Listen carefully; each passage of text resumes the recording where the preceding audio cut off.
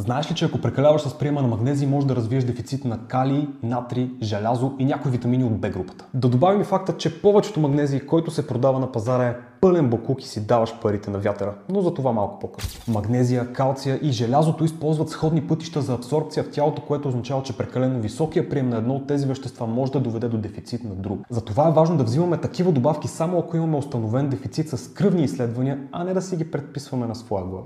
Необходимата дневна доза за дамите е 400 мг, а за мъжете 600 мг. И въпреки това е доста голямо количество, което повечето хора не успяват да си набавят. Затова ако решиш да си взимаш магнезий под формата на добавка, е важно да знаеш, че повечето продавани магнезии на пазара е пълен боклук и не става за нищо. Повечето компании, които произвеждат магнезий, използват магнезиев оксид, което е най-евтината и слабо разградима форма на магнезий и разбирай, просто си даваш парите на вятъра. Затова ако ще си купуваш магнезий, е необходимо да търсиш на етикета да пише магнезиев цитрат. Това е една от най-добре усвоимите форми на магнезий, която действително ще помогне на тялото ти. И ако ти е полезно подобно съдържание, ме последвай за още подобна информация.